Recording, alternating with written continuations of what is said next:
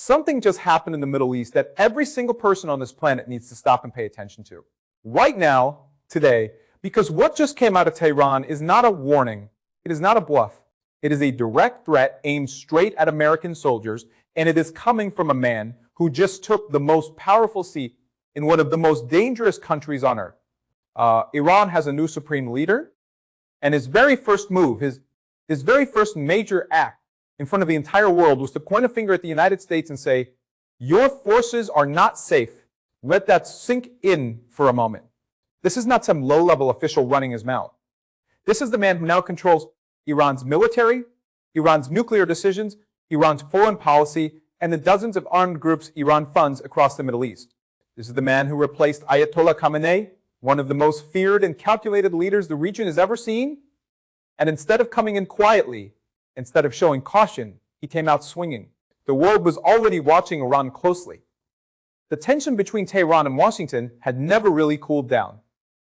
American troops are still stationed across Iraq, Syria, and the wider Gulf region. Iran-backed militias have attacked those positions before, but this is different. This is the top man, the supreme authority, speaking officially on record. And what he said has sent shockwaves through Washington, through Tel Aviv, through every military base sitting anywhere near Iranian reach. For those who are new here, stay on this channel, subscribe right now, because this story is only getting bigger. And every update, every detail, every development will be broken down right here in a way that actually makes sense. Hit that subscribe button before this video ends. Now, who exactly is this new supreme leader? How did he get to this position? And what does this threat actually mean for American forces on the ground? To understand why this threat is so serious, you have to understand who this man is and where he comes from. Because this is not someone who stumbled into power.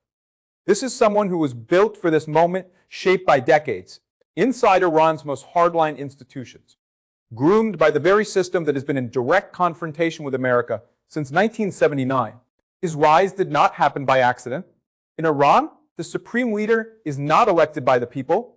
He is chosen by a body called the Assembly of Experts, a group of senior clerics who decide who gets the most powerful seat in the country. And the fact that this man was chosen tells you everything about the direction Iran is now heading. They did not pick a moderate. They did not pick someone interested in diplomacy or negotiation. They picked a hardliner, a man whose entire career has been defined by resistance against the West, and specifically against the United States. People need to understand something about the role of the supreme leader in Iran. This is not a ceremonial position. This is not like a figurehead king who cuts ribbons and gives speeches. The supreme leader controls the Revolutionary Guards, Iran's most elite and aggressive military force. He controls the decisions around Iran's nuclear program. He has direct influence over Hezbollah in Lebanon, the Houthis in Yemen, militias in Iraq and Syria. When this man speaks, tens of thousands of armed fighters across multiple countries are listening. So when he issues a threat to American forces, it does not stay as words on paper. It travels. It reaches commanders. It reaches fighters who are already positioned near American military assets, and it sets a tone. It tells every group under Iran's umbrella exactly what kind of leadership is now sitting at the top. Washington has been watching this transition very carefully.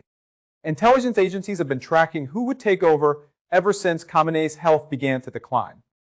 And the moment this new leader was confirmed, alarm bells started going off in rooms that the public never gets to see. Now here is where it gets even more serious, because the threat he issued was not vague. It was not the usual political language that leaders use to sound tough without saying anything real. It was specific, it had weight behind it, and it came with a message that American military commanders are now being forced to respond to directly. The details of exactly what was said and what the United States has already started doing in response, that is coming up right now, because the American reaction to this threat has been swift, and it tells you just how seriously this is being taken at the highest levels of the Pentagon. This is not a situation being handled by diplomats over tea. This is a military-level response to a military-level threat, and the next moves from both sides could determine whether this stays as words or it becomes something far more dangerous? To understand why Iran struck those tankers, you have to go back just a few weeks, because this did not come from nowhere. This came from a pressure cooker that has been building for months, and somebody finally turned up the heat too high. The United States had just announced a new round of sanctions on Iran. Not small sanctions, heavy ones. The kind that cut into Iran's ability to sell its oil, move its money, and keep its economy breathing. Washington made it very clear. Iran would not be allowed to profit from its oil while it continued building what many believe is a nuclear weapons program. Iran called those sanctions an act of war. Not an exaggeration, not just political talk. Iran's leadership stood in front of cameras and said, "This is war by another name." And then, quietly, the Iranian Revolutionary Guard Corps, the most powerful and most dangerous military force inside Iran, began moving assets, ships, drones, missile systems.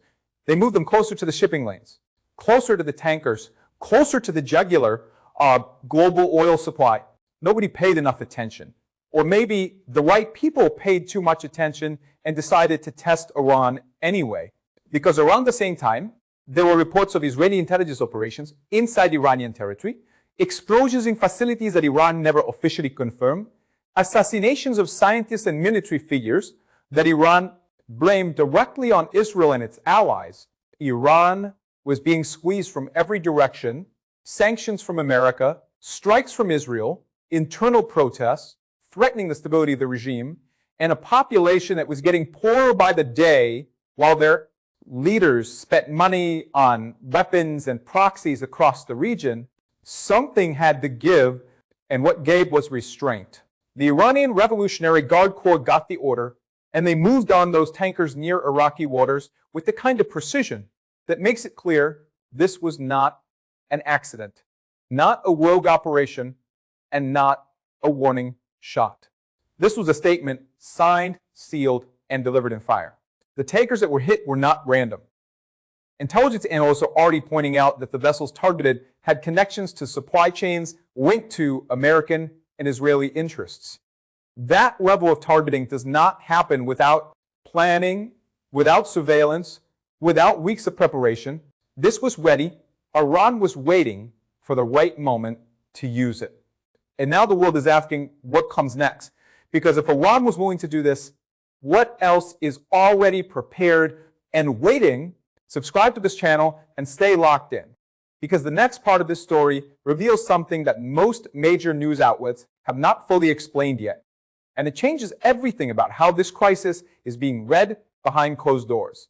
What the United States did next shocked a lot of people, because the response did not come from a press conference. It did not come from a diplomat standing behind a podium reading carefully chosen words. It came from the military, directly. And that alone tells you the temperature of this situation has risen to a level that cannot be managed with polite conversation anymore.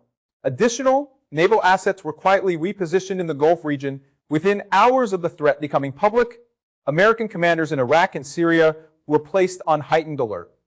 Surveillance operations around Iranian military positions were intensified, and behind closed doors, senior Pentagon officials began emergency consultations about force protection, which is the military's way of saying they started figuring out how to keep American soldiers alive if this escalates. Now, why does all of this matter so much right now at this particular moment in history? Because the timing of this threat is not random. Iran is not operating in a vacuum. The country has spent the last several years building what military analysts call a forward defense network, a web of armed groups stretching from Lebanon all the way to Yemen, with fighters in Iraq and Syria sitting right next to American military positions. This network was built precisely for moments like this. It is designed to give Iran the ability to strike American interests without Iran itself firing a single official shot. That is what makes this supreme leader's threat so dangerous. He does not need to order the Iranian army to march. He only needs to make a phone call, send a signal, and within hours, militia commanders across multiple countries could begin moving against American targets simultaneously. That is the architecture of the threat. That is why generals are losing sleep over this.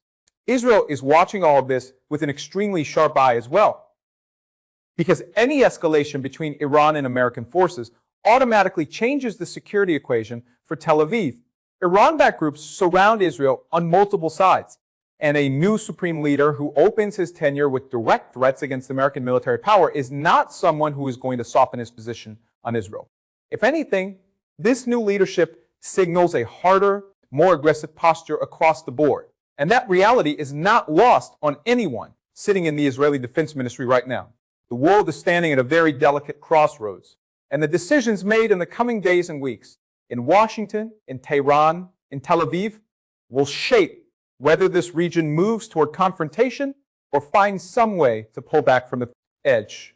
Because right now the edge is very close, closer than it has been in a long time. Here is the bottom line that everyone needs to walk away understanding. Iran just went through a leadership transition that was always going to be one of the most consequential moments of this decade. The man now holding the highest seat of power in that country did not choose to begin his reign with an olive branch. He chose to begin it with a threat, a direct, on-record threat aimed at the most powerful military on earth. And that choice is a declaration of intent. It is a signal to every ally, every enemy, and every armed group watching from the shadows about exactly what kind of supreme leader he intends to be.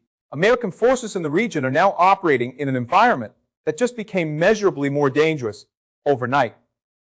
The rules of engagement are being reviewed. The intelligence networks are working around the clock. And somewhere in the corridors of the Pentagon, decisions are being made that could define the next chapter of American involvement in the Middle East. This story is not ending here. It is beginning here. Because a new supreme leader making threats on day one is not a man planning to stand down. He is a man planning to act.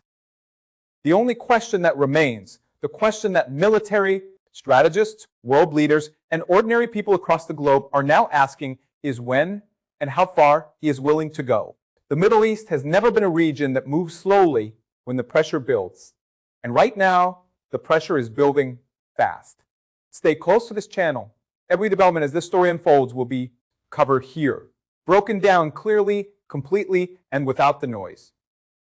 If you have not subscribed yet, do it now, because what happens next in this story will matter to every single person watching this video, and you will not want to miss it.